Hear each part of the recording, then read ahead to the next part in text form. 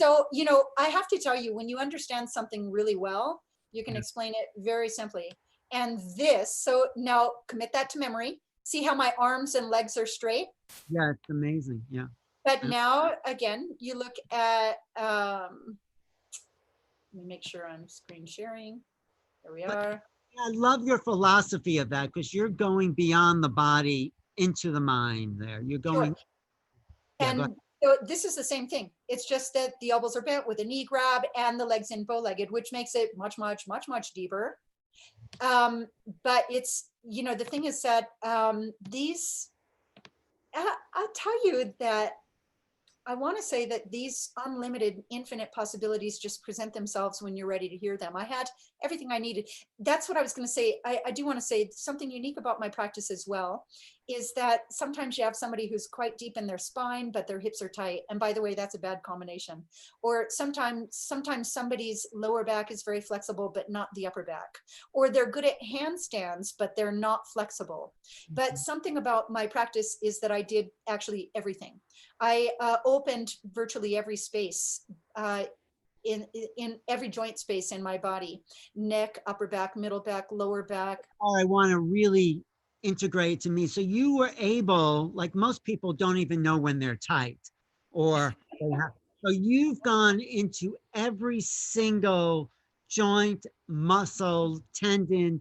You felt every single core of your body.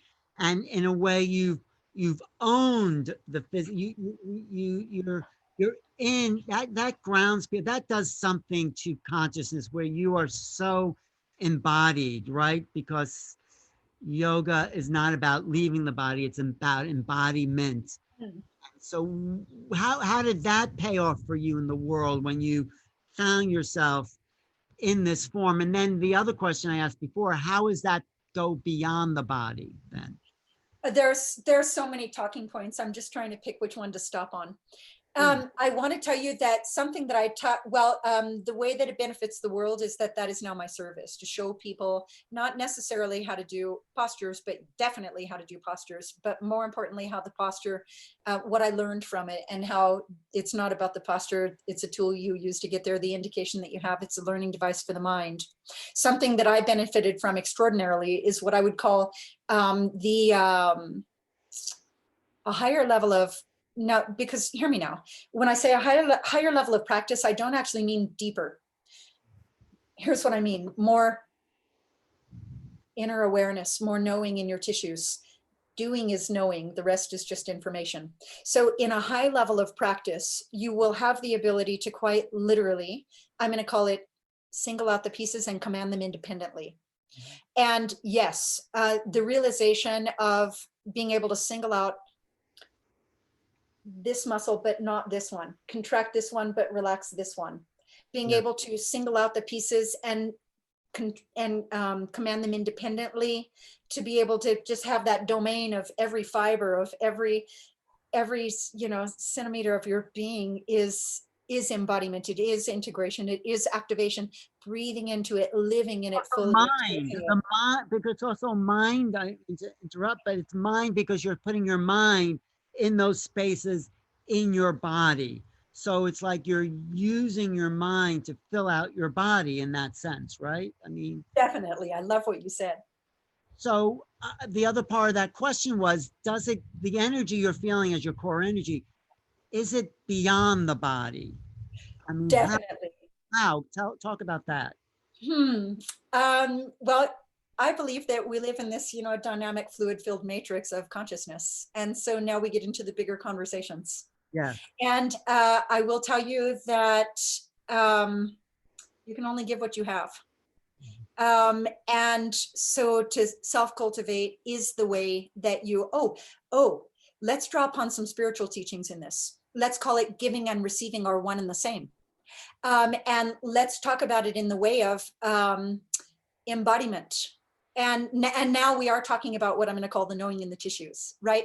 The knowing that I have in my tissues is embodiment. And the more that I give from the knowing in my tissues, the more I am the embodiment of what I'm giving. And the more embodied I am, the more I can give. The more embodied I am, the more I can give. Showing in the tissues. Can you describe what you actually mean by that? What I mean by that is literally muscle tissues. As a matter of fact, not limited to muscle, tendon tissues, ligament tissues, joint tissues, bone tissues, organ tissues, gland tissues, lung tissues, breath tissues, chakra tissues, all the tissues on all the levels. If I know myself there, then I can support you in knowing yourself there. If we were talking about something as simple as a posture, I would tell you this: if I was limiting the conversation to just the physical dimension of being, I would say that the way that I teach, there's a lot here, is to tell you exactly what position to be in according to the laws of equilibrium, exactly what to contract, exactly what to relax, exactly how to breathe, exactly what goes wrong, how to either prevent it or correct it. And I try to help you find a feeling. Because listen, when it comes to teaching, I can appeal to your intellect and you can go, oh, I get it. But you don't get it until you feel it.